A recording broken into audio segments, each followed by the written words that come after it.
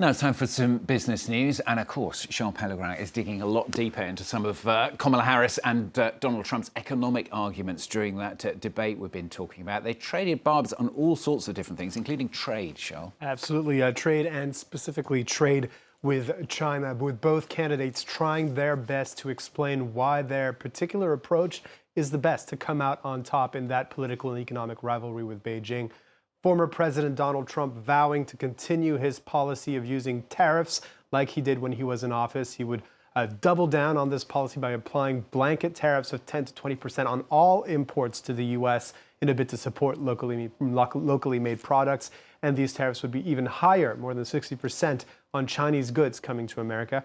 He defended this protectionist policy by saying that even the Biden administration kept the duties he imposed as president on $300 billion worth of Chinese imports, and downplayed Harris's criticism that these barriers to the U.S. market would lead to higher prices for consumers. What about Harris?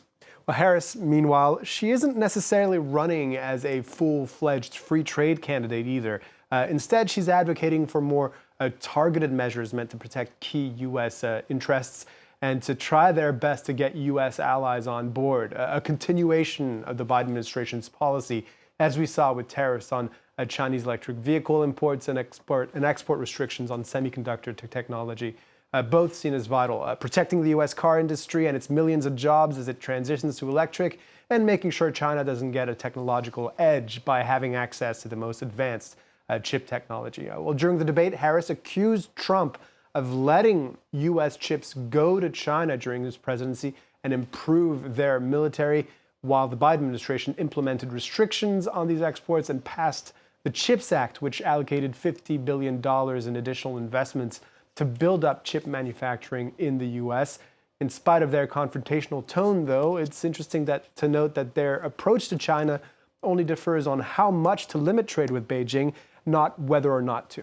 Well, let's talk a little bit more now about their domestic economic policies. Well, both are making their pitch to improve the lives of everyday American citizens, especially with 1 out of 10 people in the country living below the poverty line. Eliza Herbert takes a closer look at what the candidates are proposing to change that. They have both promised to improve the lives of American people.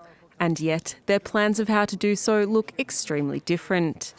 At the heart of Kamala Harris's agenda is supporting the middle class. Some first-time homebuyers would get a helping hand with $25,000 in down payment support. She also plans to give up to $6,000 for families with infants by expanding the child tax credit, and to impose taxes on the rich and raise the corporate tax from 21% to 28%. Now compare that to what Donald Trump plans. He plans to give billionaires massive tax cuts and to cut corporate taxes by over $1 trillion, even as they pull in record profits. And this is a big point where the two candidates differ. At the heart of Donald Trump's agenda is tax. He plans to extend his 2017 tax cuts that are set to expire next year, cut the corporate tax rate from 21% to 15%, impose 10 to 20% tariffs on all imports and 60% tariffs on all Chinese imports. And in a recent twist, he has also said he would bring in billionaire Elon Musk to run a government efficiency commission tasked with a financial and performance audit. As the first order of business, this commission will develop an action plan to totally eliminate fraud and improper payments within 6 months. This will save trillions of dollars, trillions. Trillions he could desperately need.